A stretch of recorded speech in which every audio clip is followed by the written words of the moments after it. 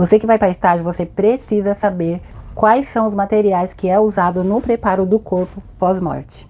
E quais são também os 3 princípios que é usado nessa hora, que é o respeito, a técnica e a coragem. Então, nessa hora, nós temos que ter um respeito com aquele corpo, né? Por mais que a pessoa já foi embora, mesmo assim a gente tem que respeitar. Tem gente que faz oração ali em cima, tem gente que fala vai com Deus.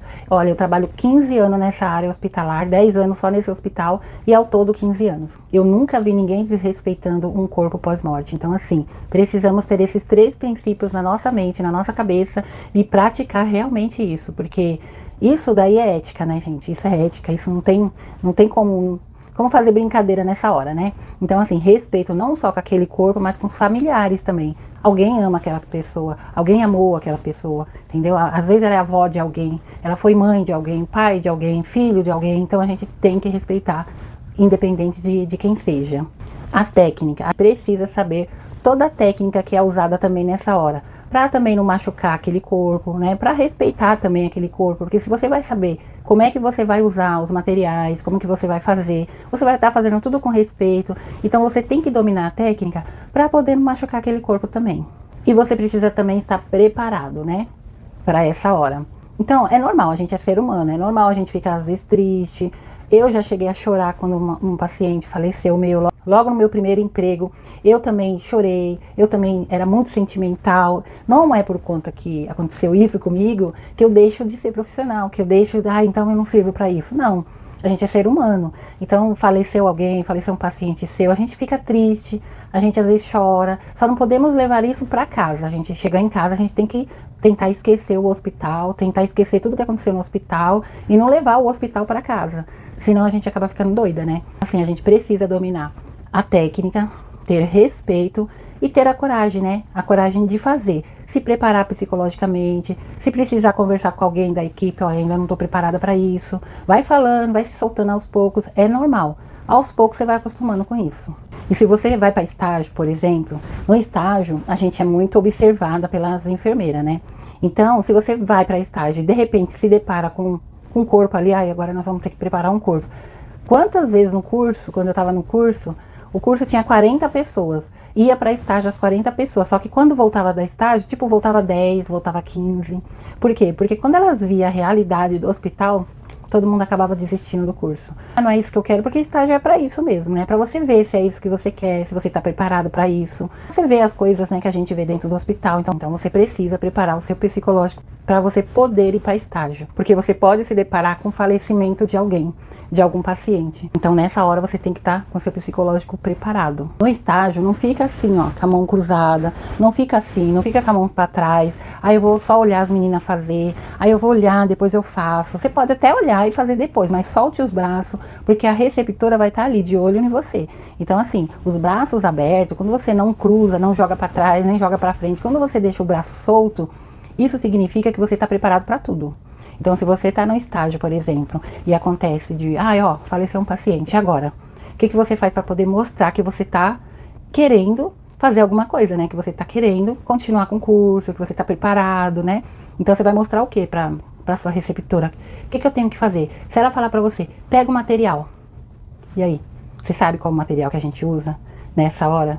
Se você não sabe, nesse vídeo eu vou te mostrar quais são os materiais que a gente usa aqui no hospital no preparo do corpo pós-morte. Então, oi gente, tudo bem com vocês? Meu nome é Malu Santucci, sou técnica de enfermagem. E apesar desse vídeo ser um pouquinho triste, eu posso sorrir, né, gente? Eu posso sorrir porque, senão, se eu ficar triste, como que eu vou cuidar dos pacientes, né? Então a gente tem que estar feliz para cuidar dos pacientes, porque eles já estão tristes, já estão chorosos. Então vamos lá. Então a receptora vai falar para você, vamos lá, pega o material pra gente ir lá preparar aquele corpo. E ela vai ficar olhando pra você, porque já aconteceu isso comigo no estágio. Elas ficam olhando pra gente nessa hora, porque é nessa hora que vai decidir se você vai continuar com o curso ou não. Então elas estão de olho em vocês nessa hora, na hora que acontece um óbito. Às vezes elas escalam a gente, vamos supor, com o paciente, mas entre óbito, paciente, das outras meninas, das outras técnicas que já trabalham naquele hospital, que já são de lá. Mas a professora, para testar a gente, para ver se a gente já está preparado ou não, elas pedem pra gente ir preparar, não, um estagiário aí pra te ajudar. Aí tem gente que fala, eu não vou. E aí não vai e desiste do curso ali mesmo. Então assim, pra você já ir preparado, eu tô fazendo esse vídeo aqui, pra você já ir preparado, já ir sabendo que você precisa preparar o seu psicológico, ter respeito com o paciente e dominar a técnica. Então eu vou mostrar para vocês o material. Vou virar o celular e vou mostrar para vocês o material. Então aqui, gente, eu preparei o material, está aqui do lado. Eu já deixei ele aqui do ladinho para ficar mais fácil. Então o que você vai precisar? Você vai precisar, vou abaixar aqui, porque o celular tá bem na minha frente de longe. Você vai precisar então de 2 luvas ou mais, né? Luvas de procedimento, pode encher a mão de luva lá, colocar umas 3 luvas, né? Dependendo do paciente. Às vezes esse paciente, eles estão com dispositivo, eles estão com sonda, aliás, estão com sonda, eles estão com catéter, né? Central, ou eles estão com catéter periférico. Então o que você vai precisar para poder tirar, às vezes, esse catéter? Você vai precisar de uma seringa, ó. Você vai precisar levar uma seringa, você vai precisar levar gases para fazer um curativo ali, porque às vezes na hora que você tira vai ficar sangrando, principalmente se for o central, né? Se o paciente já foi embora, então a enfermeira não precisa estar ali para mexer no central, você mesmo pode estar tirando o central. Então aí você vai tirar o central é mais profundo, porque é uma artéria, então a artéria sangra muito, então você precisa levar os curativos para poder fazer os curativos nesse paciente, nesse corpo, na verdade, né? Então você vai levar o curativo, os gases. Aqui a gente tá sem algodão. Pode crer, só se tiver aqui a gente não viu no armarinho. Mas a gente tá sem, isso aqui não é algodão não. A gente tá sem algodão aqui, então não tem como eu trazer algodão. Mas a gente traz algodão, bastante algodão. Então eu peguei essas touquinhas aqui, ó, faz de conta que essas touquinhas aqui é algodão, tá? Então você vai precisar do algodão. Se eu colocar aqui, vai ficar na frente. Então você vai precisar da luva, né? A luva, o algodão, vai precisar das gases, vai precisar da seringa, vai precisar de 2 ataduras, né? As 2 ataduras para as mãos e para os pés. Então, as 2 ataduras você vai precisar. E você vai precisar de um saco de hamper. Ó, um saco de hamper que você vai colocar as roupas daquele paciente. Você vai estar tirando, né? As roupas dele ou dela. E vai estar colocando tudo no hamper, a coberta que tiver na cama. Você vai tirar tudo depois, né? Depois que preparar o corpo, você vai tirar tudo. Então, você vai, já leva o seu hamper. Então, esses daqui são materiais. E, por último, gente, o saco tão temido, saco cinza ou saco preto. Vou mostrar pra vocês como que ele é. Então, esse saco é assim, ó. Ele é grandão, tá vendo? Ele é enorme. Deixa eu ver aqui se dá pra mostrar de longe. Não, não dá. Não dá pra mostrar, gente, pra vocês de longe. Mas esse saco aqui, ó, ele é enorme. Então, esse saco, ele é do tamanho de uma maca. Aí, aqui nele, ó, aqui nele tem a identificação que você tem que colocar no paciente, tá vendo? Ó, então vem 2 identificações dentro desse saco. Vem a identificação para você colocar em cima do saco e vem a outra identificação que você coloca no paciente, ou nos pés, ou aqui em cima, em algum lugar. Então você coloca o nome dele, o leito que ele estava, a hora do óbito e alguma observação, alguma coisa, se tiver alguma observação, tipo dentadura, alguma coisa que você quiser colocar na identificação, você coloca ali na identificação. Mas, geralmente, quem faz isso é a enfermeira. Nós, técnicos de enfermagem, a gente prepara o corpo e depois a identificação tem umas enfermeiras que faz, tem uns técnicos que faz. A gente pode fazer também, mas aqui, geralmente, quem faz é as enfermeiras. Elas têm umas etiquetinhas do paciente, elas colam a etiqueta aqui e pronto, tá? Porque a etiqueta já tem tudo. Então, aqui, ó, para você gravar na sua mente, né? Aqui o que você vai precisar então? Aqui para você gravar melhor, o que você vai precisar? Você vai precisar então das luvas, você vai precisar do algodão, não é tudo isso não. É porque a gente tá sem, então eu peguei esse saco aqui, mas algodão, tá? Você vai precisar de 2 ataduras, você vai precisar do saco de hamper, você vai precisar dos curativos, seringa, para estar puxando a sonda vesical de demora, porque ela tá ali no paciente, então você tem que retirar a sonda vesical de demora, se tiver. Então você leva a sua seringuinha e você leva também o saco, tão famoso e temido saco cinza. Então vamos lá. Então depois que você entrou no quarto, pegou os material, pegou a sua luvinha, pegou tudo que você tinha que pegar, né? Pôs na bandejinha e levou no quarto. A professora tá lá, então vamos começar o procedimento. Então você vai tirar todinha aquela roupa que a pessoa tá, né? Tirar as roupas, tirar o quê? Tirar o catéter, tirar a sonda nasointeral. Se tiver com cânula, você vai tirar a cânula de tráqueo também, vai fazer um curativo ali, vai limpar, vai tirar a cânula. Você vai tirar o acesso periférico, se tiver um central na inguinal, você vai tirar, vai fazer um curativinho ali. Vai tirar tudo, vai limpar o paciente tudinho ali, deixar ele sem nenhum dispositivo. E aí, você vai começar o tamponamento. Se você é nova, vamos supor, tá fazendo estágio, é nova na área, que é pra vocês que eu tô fazendo esse vídeo, na verdade, né? Pra quem não tem experiência ainda, pra quem é nova na área. Gente, eu vou falar a minha experiência, como que eu fazia pra me poder conseguir fazer essa parte. Eu começava pela... Ai, caiu tudo ali. O que eu fazia pra poder ir me adaptando, ir pegando o jeito. Eu falava assim pras meninas, tá? Eu tenho mais... eu começava por baixo, entendeu? Então, eu começava a tamponar por baixo, eu não gostava de ficar olhando no rosto. Então, uma menina vinha pro rosto e eu ia pra parte de baixo. Então, eu sempre preferi.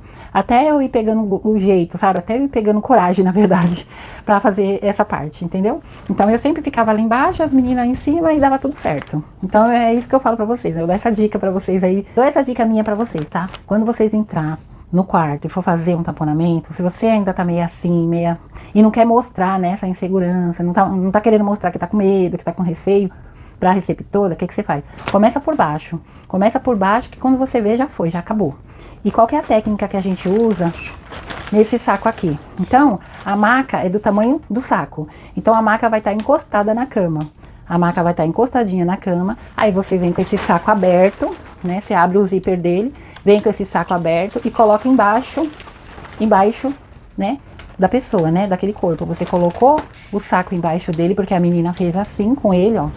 A menina fez assim com o corpo e você veio com o saco e colocou por baixo, entendeu? Aí acabou que entrou, né, virou todinho ele assim, você colocou, entrou dentro, fechou o zíper, pronto, já era.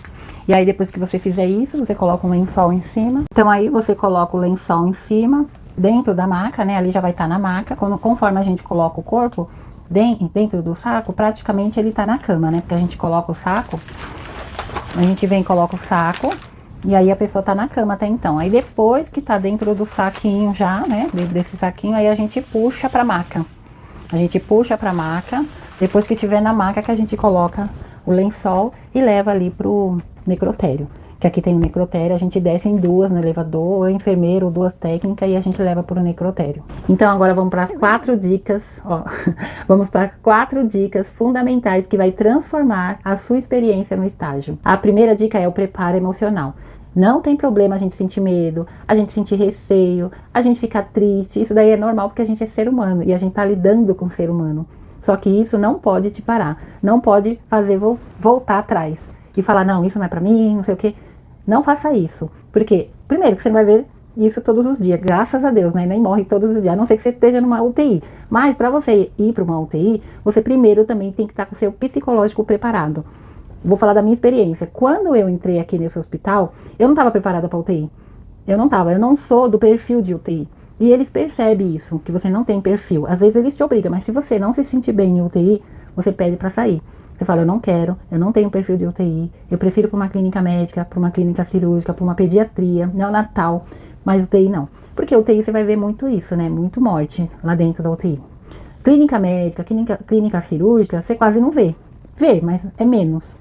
Enfim, então são 4 dicas. E a dica número 2 que eu dou é a postura. Então, se você está no seu estágio, fique com os braços abertos, mostrando que você está pronta para tudo, para qualquer desafio que vier na sua frente, né? Se a enfermeira falar, pega isso, você já tá ali com os braços abertos, você já tá preparada.